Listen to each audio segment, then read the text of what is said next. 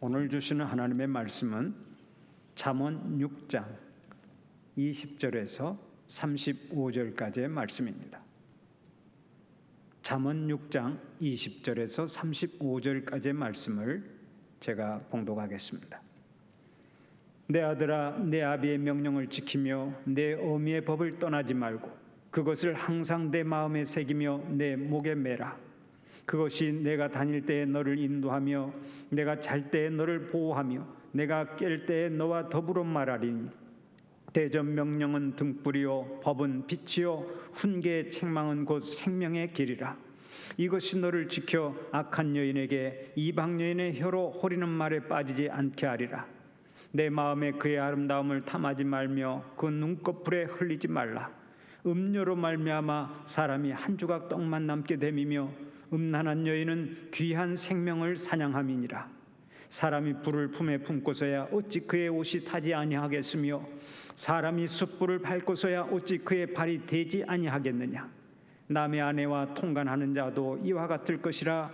그를 만지는 자마다 벌을 면하지 못하리라. 도둑이 만일 줄일 때에 배를 채우려고 도둑질하면 사람이 그를 멸시하지는 아니하려니와 들키면 7배를 갚아야 하리니 심지어 자기 집에 있는 것을 다 내주게 되리라. 여인과 간음하는 자는 무지한 자라. 이것을 행하는 자는 자기의 영혼을 망하게 하며 상함과 능욕을 받고 부끄러움을 씻을 수 없게 되나니 남편이 투기로 분노하여 원수 갚는 날에 용서하지 아니하고 어떤 보상도 받지 아니하며 많은 선물을 줄지라도 듣지 아니하리라. 아멘. 할렐루야. 오늘 또 하나님을 예배하는 사랑하는 우리 성도들에게 하나님께서 주시는 말씀의 은혜가 충만하시기를 축원합니다. 잠언 6장은 우리가 실생활에서 어떻게 살아가는 것이 지혜롭게 살아가는 것인가 하는 것을 가르쳐주고 있는데 6장 앞부분에서는 보증을 서지 말라 그랬습니다. 보증을 서서 함께 망하는 일이 얼마나 많습니까? 그러니까 일체 보증 서는 일이 없도록 하라고 강조하고 있습니다. 그 다음에 6절 이하에서는 부지런하게 일하라 이렇게 가르칩니다. 게으르지 말고 삶의 자리에서 하나님 맡겨주신 사명 잘 감당하기 위해 부지런히 일하라 이렇게 말씀합니다. 특별히 개미를 예를 들어서 그 개미처럼 가정에서 하나님께서 부여하신 사명 감당하기 위해 성실히 일하고 또 이 사회에서도 하나님 부여하신 사명 붙잡고 성실하게 일하면서 하나님의 영광 높이 드러내고 하나님 예비하신 복을 충만히 누리라고 강조합니다. 그리고 이제 오늘의 본문 20절 이하에서는 행음하지 말라, 간음하지 말라, 성결하게 살아가라고 강조하고 있습니다. 마귀는요 언제나 우는 사자처럼 우리를 삼키려고 시시각각으로 노리고 있습니다. 다른 분야에서 다 성공을 했다 할지라도 이렇게 간음죄에 빠져서 신세 망치는 사람들을 보면은 바로 그 배후에 사탄의 역사가 있는 거예요. 뻔히 죽을 길인 것을 알면서도 그것을 보지 못하고 우선 먹기에 꽃감이 달다고 뒷일은 생각하지 아니하고 간음죄를 저지르는 그런 사람들이 참으로 많은 것을 보면은 그 배후에는 사탄의 역사가 있는 것입니다. 그래서 오늘 본문에는 그렇게 행음을 해서 신세 망치는 그런 삶이 되지 않도록, 행음에 빠지면 어떤 결과를 얻고 또 어떤 부끄러움을 당하는지, 그것을 아주 구체적으로 성경 말씀하고 있는데요. 오늘은 그것을 살펴보면서 어떻게 우리가 음행에 빠지지 아니하고 범사에 승리하는 삶을 살겠는가 하는 것을 생각해 보면서 은혜를 나누고자 합니다. 먼저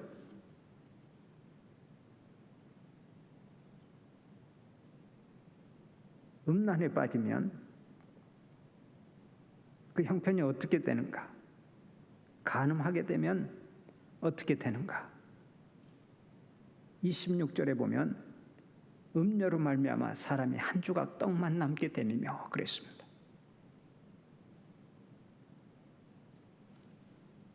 주색에 빠져서 살면은요, 결국은 재산 다 날리고 가난하게 된다는 거예요. 탕자의 비유에서도 둘째 아들이 아버지의 유산을 미리 받아가지고 휘황찬란한 도시로 나아가서 술에 취하고 여자에 취하고 살다가 가진 재산 다 날리고 알거지가 되어서 아버지에게로 돌아오지 않습니까? 음탕에 빠지면 반드시 가난하게 되는 거예요.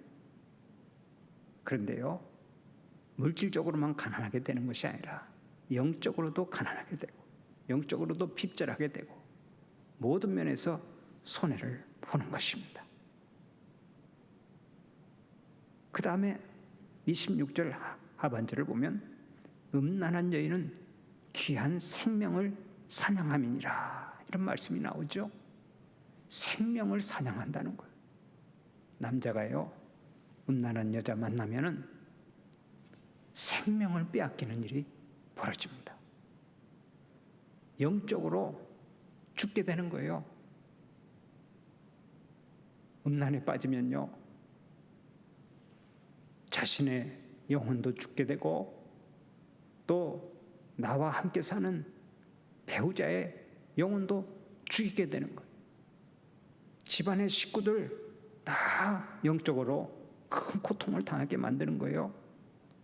그러니까 음란에 빠지는 것이 얼마나 무서운 일이냐, 그것을 생각하고 살아야 합니다.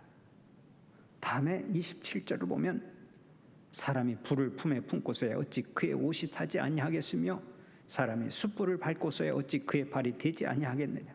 마치 맨발로 숯불을 밟는 것처럼 그렇게 음란에 빠지면 정신적으로 영적으로 큰 화상을 입게 된다는 거예요. 여러분, 숯불을 밟아본 경험이 있습니까? 불에 데워본 경험이 있습니까? 정말로 말할 수 없이 큰 고통이 찾아오죠. 조금만 살이 데워도요, 그 화상의 고통은 정말로 말로 표현할 수 없을 만큼 큰 고통을 가져다 주는 것입니다. 바로 그것처럼 우리가 음란에 빠지면 자신의 영혼에 큰 화상을 입게 되고 그로 인해서 얼마나 큰 손해를 보는지 모릅니다. 그뿐 아닙니다. 29절을 보면 남의 아내와 통관하는 자도 이와 같을 것이라 그를 만지는 자마다 벌을 면하지 못하리라 그랬죠. 벌을 면하지 못하게 된다는 것이고요. 또 32절 이하를 보면은 여인과 간음하는 자는 무지한 자라 이것을 행하는 자는 자기의 영혼을 망하게 하며 영혼을 망하게 한다고 그랬어요.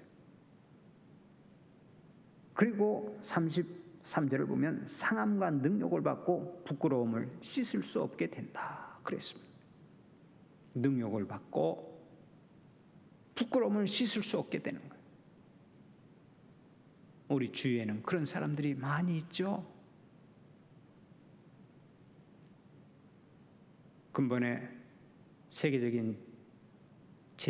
제일 가는 부자 빌 게이츠가 이혼을 했습니다마는 뭐 여러 가지 이유가 있을 것으로 추측을 하지만은 그 중에 가장 큰 문제가 결혼 생활하면서 다른 사람과 정을 통하지 않았는가. 그것 때문에 결국은 이혼하게 되지 않았는가. 그런 이야기들을 많이 하고 있습니다. 그 자녀들도 3남매가 다 어머니와 함께 자리를 같이 하고 이제 아버지를 뺀 그런 사진을 SNS에 올리면서 아버지는 이제 자기의 가족이 아닌 것으로 그렇게 생각하면서 아버지를 배척하지 않습니까? 세상의 돈을 다 가지고 있다 할지라도 자녀들에게 또 자기 아내에게 배척을 받고 인정을 받지 못하면 사실은 그보다 더 큰 수치가 없겠죠. 간음죄에 빠지면 상함과 능욕을 받고 부끄러움을 씻을 수 없게 된다고 그랬습니다. 그것을 안다면은 우리가 쉽게 이렇게 간음을 저질러서는 안 되겠죠. 그러면 화려한 세상에서 끊임없이 우리를 미혹하는 이성들이 있을 터인데 그때 우리가 그 미혹에 빠지지 아니하고 건강하게 가정생활을 하고 또 신앙생활을 하려면 어떻게 해야 되겠느냐? 그 비결을 찾아야 되겠죠. 그 비결은 너무나 간단합니다. 오늘의 본문 20절 이하에서 보면 하나님의 훈계와 명령을 붙잡고, 다시 말해서 하나님 말씀 붙잡고 살면 된다는 거예요. 20절 이하에서 이렇게 말씀하죠. 내 아들아, 내 아비의 명령을 지키며 내 어미의 법을 떠나지 말고 그것을 항상 내 마음에 새기며 내 목에 매라. 하나님의 말씀을 새기고 말씀을 목에 메고 다니면서 성령의 검인 말씀으로 사탄의 그 괴계를 물리치고 미혹을 물리치고 시험을 물리치고 승리하는 삶을 살아가라는 거예요. 하나님의 말씀으로 충만하여서 살면 그 어떤 시험도 미혹도 다 이겨내게 되고 우리는 하나님 앞에서 건강하고 행복한 삶을 살아가게 될 줄로 믿습니다.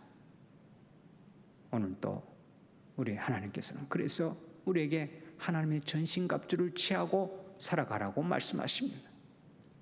머리에는 구원의 투구를 쓰고 가슴에는 의의 흉배를 붙이고 허리에는 진리의 띠를 두르고 발에는 복음의 신을 신고 한 손에는 믿음의 방패를 들고 또 한 손으로는 성령의 검인 말씀을 들고 그렇게 살아가라는 거예요. 그것이 하나님의 전신갑주인데 특별히 성령의 검인 말씀을 가지고 사탄과 싸워서 이기라고 말씀하십니다. 오늘도 미혹 많고 시험 많은 이 세상을 살아가면서 하나님의 전신갑주를 취하고 특별히 말씀 충만하여서 그 말씀대로 살아가면서 모든 시험 이기고 늘 하나님 앞에서 건강하고 행복한 삶을 살아가는 주님의 자녀들 되시기를 간절히 축원합니다.